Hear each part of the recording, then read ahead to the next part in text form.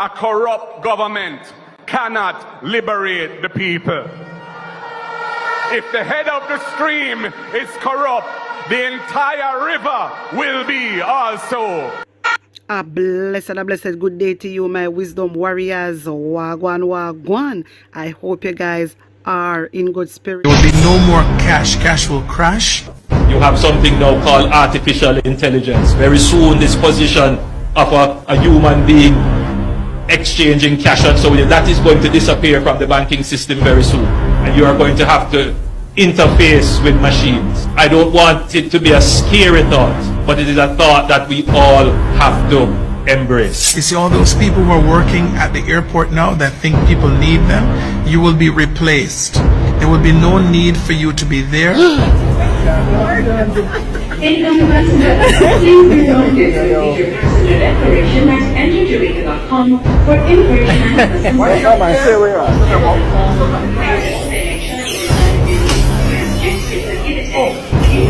about knowing how to look at the camera.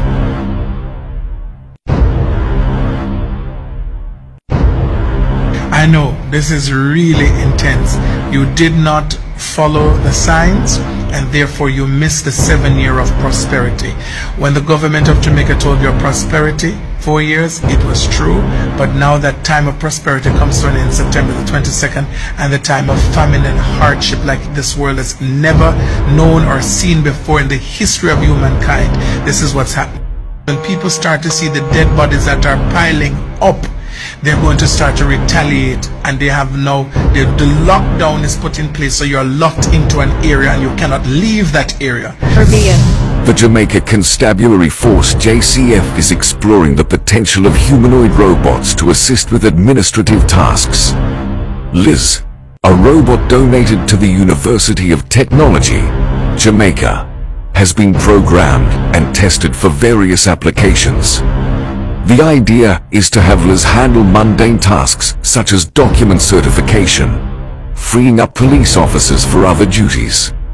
Liz has facial recognition capabilities and can be programmed for different functions. The JCF sees the use of robots as part of its vision for modern, custom-oriented police stations. So this little this game that you think you're playing, that you'll be able to go in downtown or you go up to Kingston as you have a feel, it is not going to happen. They're going to ban you from traveling and moving and everything else until they have taken away all your liberties. If you don't wake up right now and imagine now, there's no more JPS and no more NWC. And in order for you to get water and food, you have to go and show the mark. They're going to be controlling the water supply and the light. Are you hearing me? I'm happy to report that in the upcoming financial year, the government will make available 10,000 polyethylene water tanks to needs-assessed households across Jamaica, starting with a focus on the areas most affected by the drought. Kingston would reach climate departure when its coolest year's average temperature surpasses the average temperature of its hottest year between 1960 and 2005. Johnson Smith emphasized the urgency of staying within the Paris Agreement target of 1.5 degrees Celsius and highlighted Kingston's potential status as the second city worldwide to face this phenomenon. Households on path, households recommended by MPs and assessed by the Ministry of Economic Growth and Job Creation will qualify for the tanks according to the rules of the program. All the tanks issued will be placed on our national GIS database. This will be a 5-year program with the objective that every water vulnerable household must have storage and rainwater capabilities to withstand drought and water service disruption. Drought and water service disruption. So, Madam Speaker, those of you sitting down saying you will wait and see, may I tell you, say you will see it with your eye, but you shall not eat thereafter. You will, at the time then you think you will see to eat of it, you will die. You will die. You will die. So Parliament was busy this week, but a question you should be asking is, busy doing what? For who? Behind the speeches and statistics, 3 big issues took center stage this week: tourism, health, and justice. 3 sectors that touch every Jamaican life. From the beaches to the hospital wards to the courtroom, What we heard inside Gordon House this week says a lot about where Jamaica is headed and who's really benefiting. So you should take note of this. This is The Breakdown, Parliament Edition. I'm Nikisha Burchell, your Shadow Minister for Information, Culture and Creative Industries. Let's jump right into it. Tourism Minister Ed Bartlett painted a glowing picture, of course, new flights, new markets, and his local first agenda. The opposition, of course, welcomed the ambition, but raised tough questions about how much of it will truly benefit Jamaicans. Damian Crawford pointed out that Jamaica is still far too dependent on US market. 70% of arrivals, he said, comes from US, which means one lockdown, one next COVID crisis in the States can collapse our numbers. He pressed for a special hotel minimum wage, better protection for small hoteliers, craft vendors and taxi operators, and real benefits for who? The workers, of course. The Jamaica First Statement must also be a part of the consideration for the benefits of the industry in the most direct Jamaican, i.e. the employees. Indeed, it is necessary for us to consider a special hotel minimum wage because the circumstances of the hotel workers are not the norm of a regular 9 to 5. PNP President Mark Golding also cautioned that the government's 5x5x5 vision isn't adding up. Projected arrivals and earnings both fall short of the $5 billion mark. Yet the minister insists Jamaica is still on course. Relating to the 5x5x5 vision, you indicated that that began in 2020, so this would be the 5th year of the 5. And you say that Jamaica is firmly on course to achieving it. But you've said that the projected arrivals for this year, 2025, is 4.3 million, and that the earnings are projected at 4.6 billion US. Both of those are below 5 billion visitors and $5 billion. So I was wondering on what basis you say you're on course for achieving it. Other MPs, Drs. Angela Brown-Burke, Dayton Campbell, Kenneth Russell, MP Dwayne Vaz, Heather Miller-Bennett, Ian Hales, and Omar Newell echoed similar concerns. From farmers and fishers to Negril's infrastructure, sports, tourism, and even including Africa and creatives in the global marketing push. The message was clear. Local first sounds good, but unless it delivers for workers, farmers, and communities, it risks becoming just another slogan. Health Minister Dr. Christopher Tufton gave an update on dengue, but the opposition says Jamaicans need more than fogging and photo ops. Dr. Alfred Dawes, the new shadow minister, pulled no punches, accusing the minister of deflecting from deeper cries in the health system, from leaking hospitals, delayed projects, neglected mental health, and procurement scandals. He also pointed to Portmore's blocked drains, saying mosquitoes are breeding faster than the ministry is acting. There are questions hovering around about an Integrity Commission report. There are questions as to how we are really dealing with mental health in Jamaica and the renaming and rebranding of a hospital that has leaking wards, overcrowded patients, and no capital budget for about 5 years coming from the Ministry of Health, with previous announcements about destigmatization going back as far as from 2019 by the Honorable Minister, where residents are not growing their food at the Bellevue Hospital because of therapy, but because of sustenance, because the food budget has been cut. Other MPs, including Isaac Buchanan, Omar Newell, and Lothan Cousins, pressed on garbage collection. The risk they spoke of was of malaria and why cleanup campaigns only begin after the seasonal peak was already predicted. The opposition's line, dengue prevention should have started months ago. Finally, Justice Minister Delroy Chuck tabled amendments to the Criminal Records Act. Shadow Minister Zuleika Jess welcomed the reforms but said they don't go far enough. She argued that expungement in Jamaica takes far too long and called for automatic clearance of minor offences after the rehabilitation period, virtual board meetings to cut down backlog, and an end to unfair gaps where Jamaicans convicted here are treated more harshly than those abroad. Her point was clear. Redemption shouldn't take a lifetime, and justice should mean a real second chance. My contribution today is therefore based on how we can improve that system. I note the minister's proposal, but I do believe that it is important for us to go further.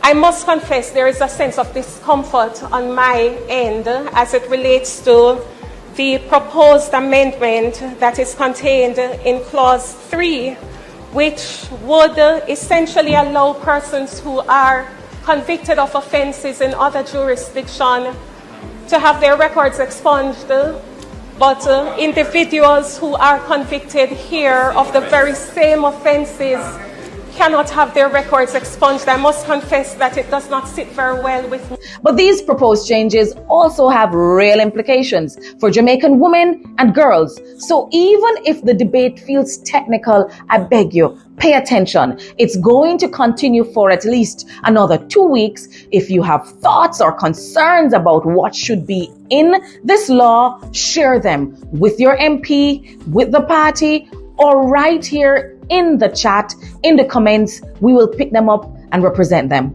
We'll take your feedback into the national conversation to make sure the final legislation truly reflects the people's voice and protects citizens from being disadvantaged or abused. So Tuesday's sitting showed the tension between glossy headlines and ground realities. Tourism is growing, but will locals feel it? Dengue is rising, but is prevention too late? Justice reform is coming, but will it protect those who need it most? Parliament isn't just for politicians, it's for you too. Stay informed, stay involved, and keep holding power to account. That's it for this edition of The Breakdown, Parliament Edition. I'm Nikisha Burchell. See you next time. My people, we're moving on. Take a listen to this.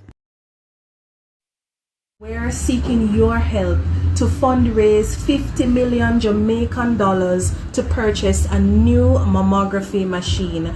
This is because our current machine is approaching the end of its useful life, and so we want to prepare to ensure that we can continue to offer the same high quality service that we have been offering for almost 70 years. So far, the Jamaica Cancer Society has received pledges from two corporate donors who have pledged $6 million so far. So we have another $44 million to go, and I know we can do it, Jamaica. So we're calling on you, Jamaicans, locally and abroad, to support the Jamaica Cancer Society as you have been doing over the last almost 70 years to help us to fundraise $50 million for a new mammography machine. My wisdom warriors, no other day Christopher Tufton come out and make we know say money is not their problem. No other day Christopher Tufton come out and say money is not their problem. So how comes the hospital now is calling upon Jamaicans to buy machine? Then this makes sense? This is disgraceful. This no look good, Christopher Tufton. Andrew Warnes, this no look good. Want them to the money? Want them to the budget? And that me want to know, you know. You see why when these people stealing our money, we should come out and talk about these things. We should hold them accountable. We should hold them accountable because look, they pocket the money and we need it. We need the money to buy the machine. We need machine. And when Dr. Daz come out and talk about these things, Christopher Tufton, him want jump down the man throat hole and I talk about a lie the man a tell and a propaganda when nothing go like that. See it for yourself right now. The hospital need a machine. And the hospital a call upon Jamaicans Eh? People in the diaspora, the same diaspora wanna cuss.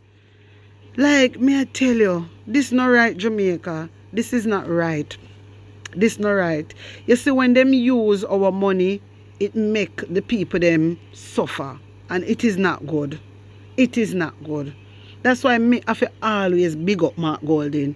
Because whole heap of fight, me see Mark Golding come out and fight for the Jamaican people. And the more he fight for them, and the more them come out and cuss him. And look at this now. This is a disgrace. This is a disgrace. This not look good, you know? This not look good. Blouse and skirt.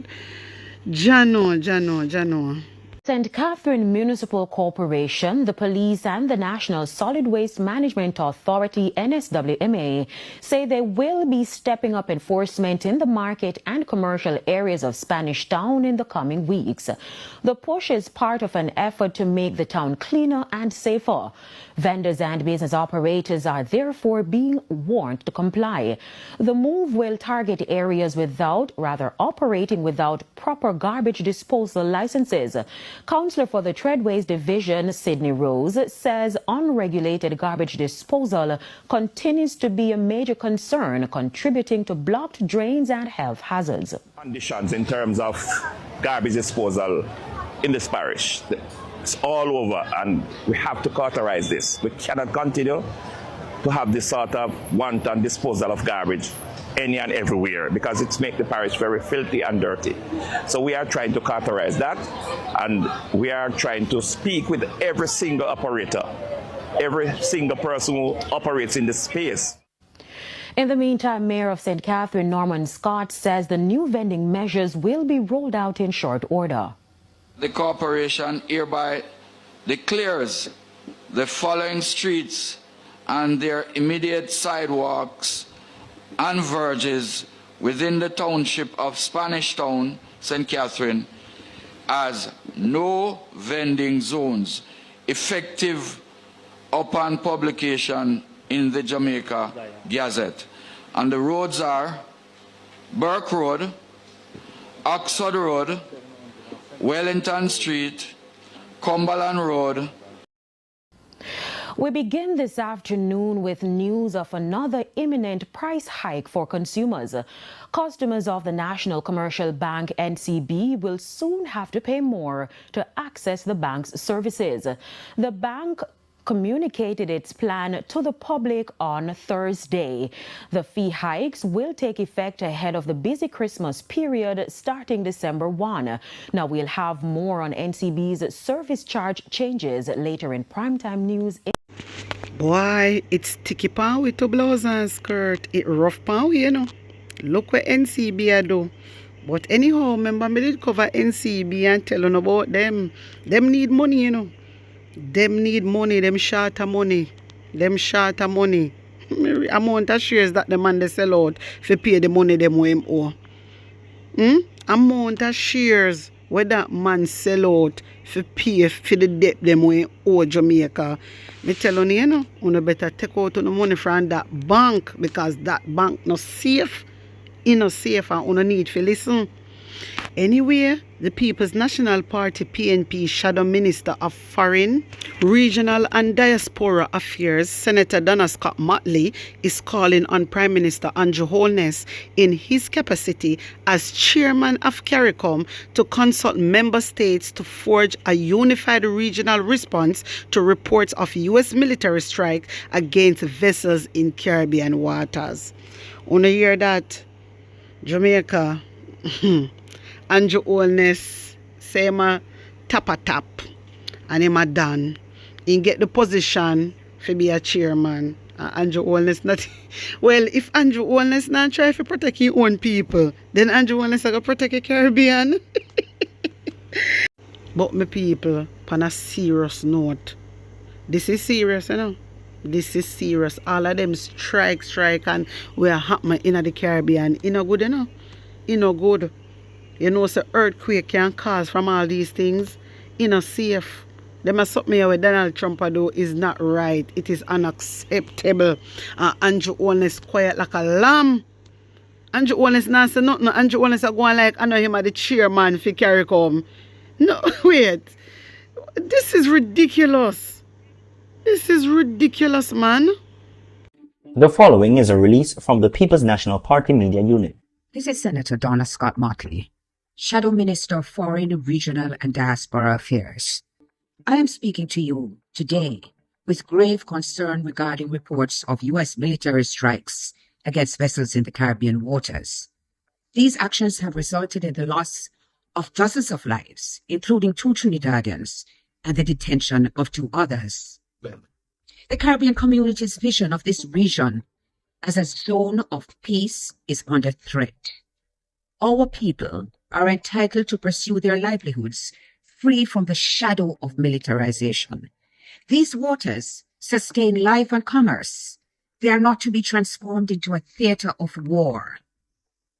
As a region, we have always chosen diplomacy and cooperation over force. I urge Prime Minister Andrew Holness, in his capacity as chairman of CARICOM, to initiate consultations among member states to forge a unified regional response. We must prioritize a clear reaffirmation of the Caribbean as a zone of peace, full respect for international law and the sovereignty of states. The Caribbean cannot afford to normalize extrajudicial actions in its waters. We must stand together to ensure that the principles of peace, sovereignty, and international law guide our future. Visit our website at pnp.org.jm or check us out on Facebook at Jamaica PNP. My wisdom warriors, I left it. Wanna tell me what you think, wanna tell me how you feel about this. Put an honest opinion in the comment section. Like up the video, share it out, and subscribe to my channel. And if you're new to my channel, welcome and pick up on a nice clean self. One love.